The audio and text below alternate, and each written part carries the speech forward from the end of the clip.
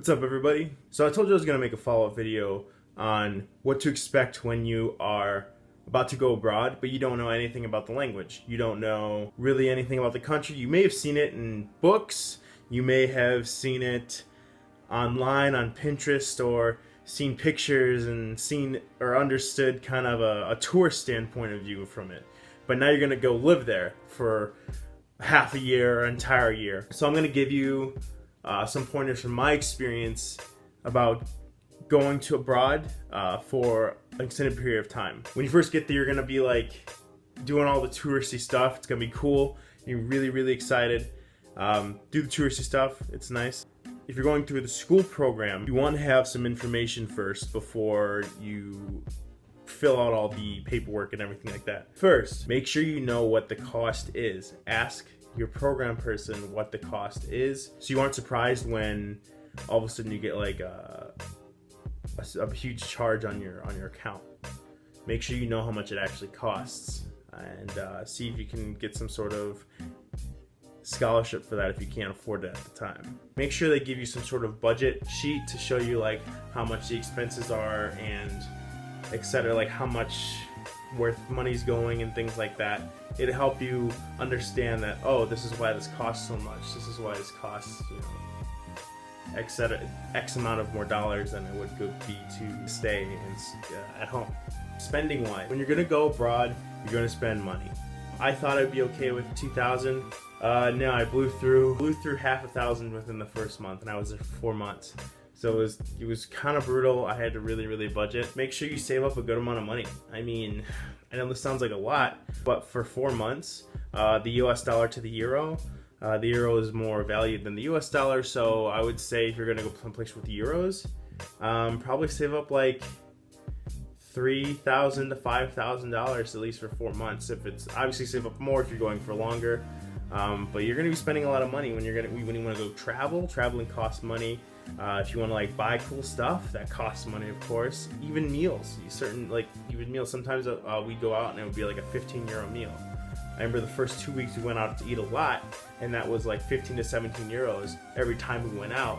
That adds up. I'd say save up a good amount of money before you go, just so you don't have any like problems when you're abroad and need to pay for stuff. Second, make sure you know what kind of program it is. If it's a tough program where it's going to be predominantly in that language of the country, you gotta know that before you gotta go in. I thought going into France that it would be like English based, at least as something.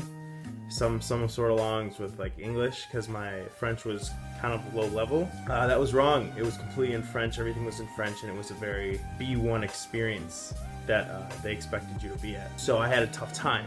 I did learn a lot. You will learn. I mean, if it is that type of program and you are my level, you will learn a lot. But just know it's going to be very difficult the first month, just because you don't know how to write things for your papers very well. You don't know how to speak to your professors, because if it's all in that host language, it's going to be tough. It's going to be very difficult to get your schoolwork done, because you won't be able to read it or understand it. So know if the program is in English or they want you to do it completely in the host language. Your phone, make sure you have an unlocked phone though. Make sure your phone can be used with multiple SIM cards, because if it's not unlocked, you're going to have a bad time. You're going to have to buy a new phone for that SIM card to work abroad. You could just use the internet the entire time. It is a little tough though when you're traveling, and you want to make sure that everyone back home knows what's up, or you want to hit up Facebook on that 7-hour bus ride to wherever. So make sure your phone's unlocked. It's just a lot easier when it is.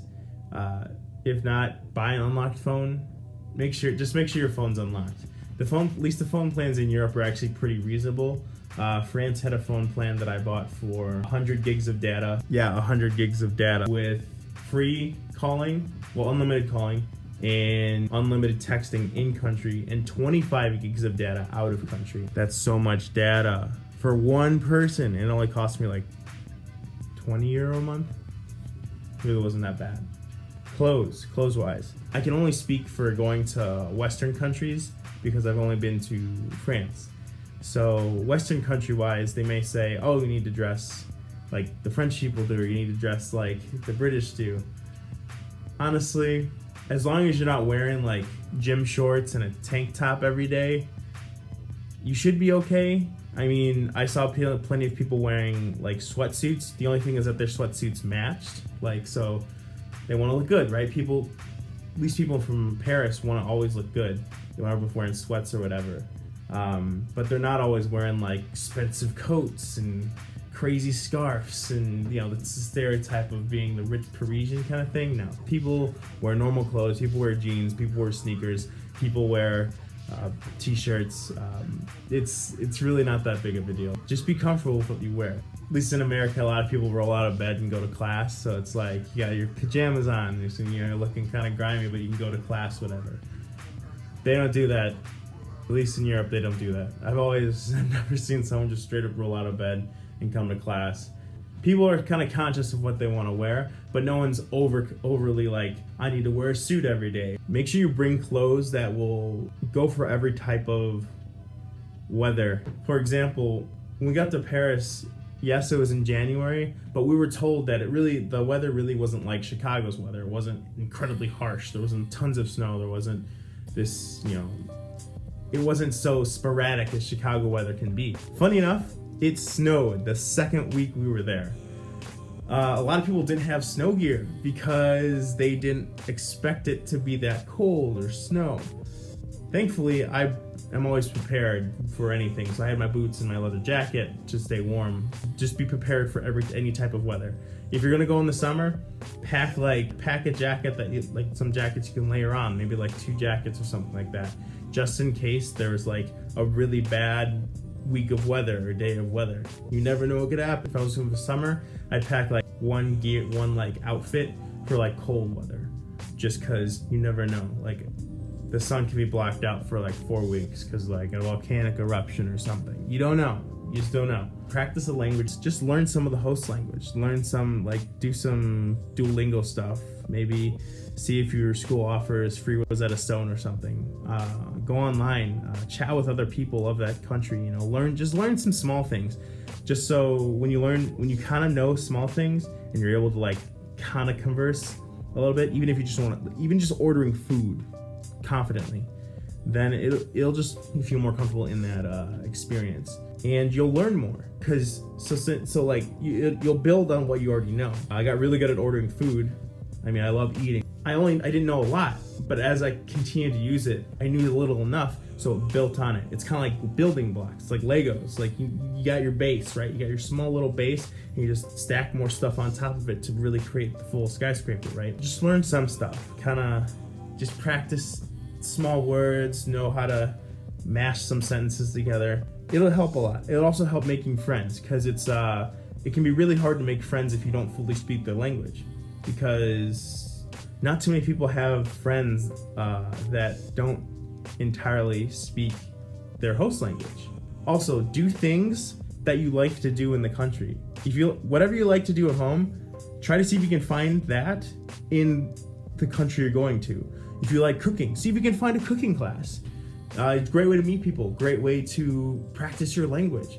If you like sports, like I liked rugby, so I found a rugby team in France. Helped my French tremendously. I met a lot of cool dudes there, and it was just really fun. If you like pottery, if you like archery, if you like playing games, see if you can find people that you can do it with. If you like playing Pokemon Go, see if you can find a group that plays Pokemon Go in your host country. I know that's a huge thing around the world, everywhere. So just search out groups, search out places, search out your hobbies that you like, so you can connect with people, find people.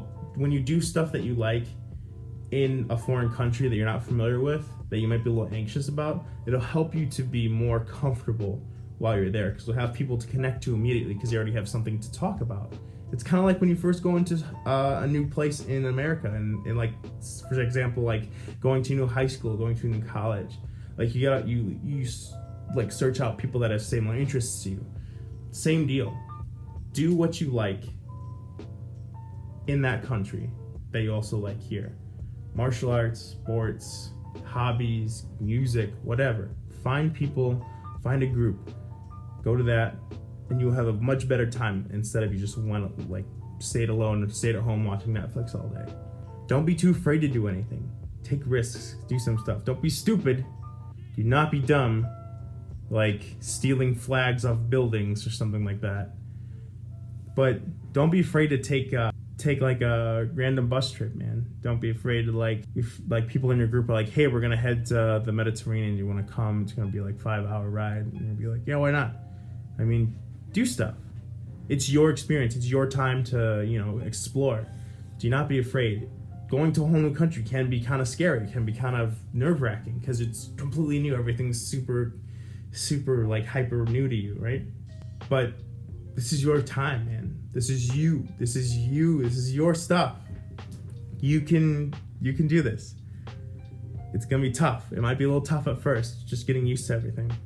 But it is worth it. It is very much worth it. You can see in my videos in the past, I was having trouble the first month. It was very hard for me, especially because I didn't speak the language, and it was a very intense French program. But it was worth the trip. Like, going abroad, I do not regret going abroad at all. And just take some risks with exploring.